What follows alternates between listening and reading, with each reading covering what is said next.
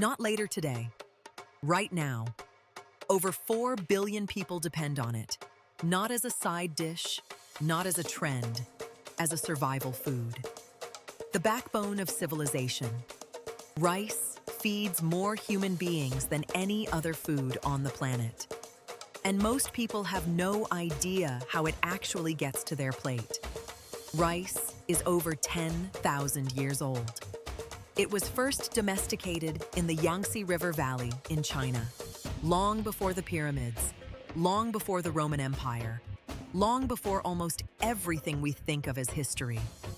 Ancient China built irrigation systems that still function today, just to grow more of it.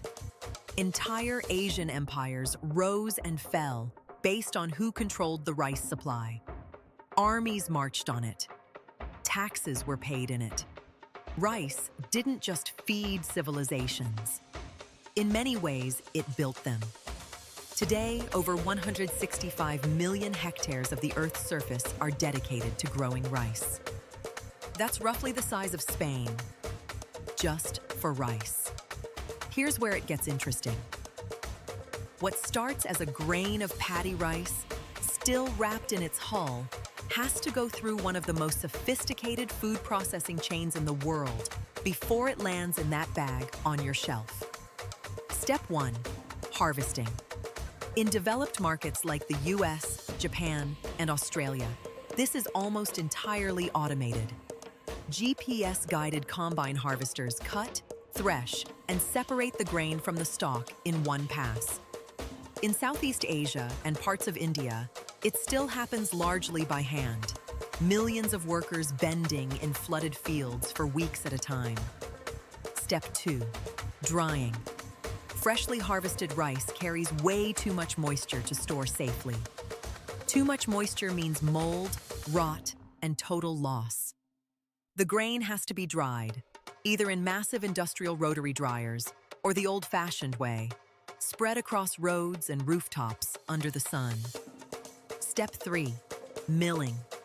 This is where the magic happens, and honestly, where the footage is unreal. The dried paddy goes into a husker that strips the outer hull off. This gives you brown rice. Then it goes into polishing machines that abrade the bran layer away. This gives you white rice. And then it runs through optical sorting machines that use cameras and tiny jets of air to reject any grain that's the wrong color, wrong size, or wrong shape at a rate of several tons per hour. Every single grain you've ever cooked has been through something like this. Step 4. Packaging and shipping. The finished rice gets bagged, palletized, loaded into containers, and sent to port. From a field in Thailand or India, it might travel 8,000 kilometers before it hits a supermarket shelf in Europe, North America, or West Africa. Let's talk scale. The world produces roughly 520 million tons of milled rice every year.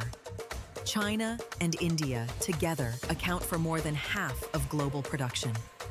But it's countries like Thailand, Vietnam, and Pakistan that dominate exports, sending rice to over 150 countries. Global rice trade is worth over $30 billion a year. And it's not just volume, it's dependency. For countries like Bangladesh, Cambodia, and Madagascar, rice isn't just a staple. It's the difference between stability and a food crisis. When rice prices spiked in 2008, there were food riots in over a dozen countries. That's how tight the margin is. That's how much this single grain matters.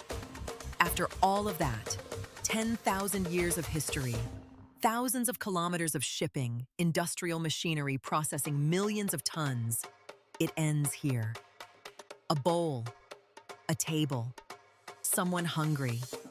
The thing about rice is that it means something different everywhere it lands. In Japan, it's almost sacred.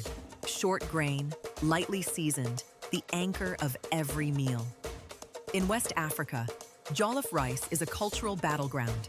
Nigeria, Ghana, and Senegal all claim the definitive version, and none of them are backing down.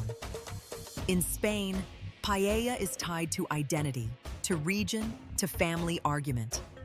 In the American South, rice and beans is working-class comfort food with roots going back centuries. Same grain, every continent, completely different meaning. One machine, 4 billion people, infinite ways to eat it. And it all started with a single grain.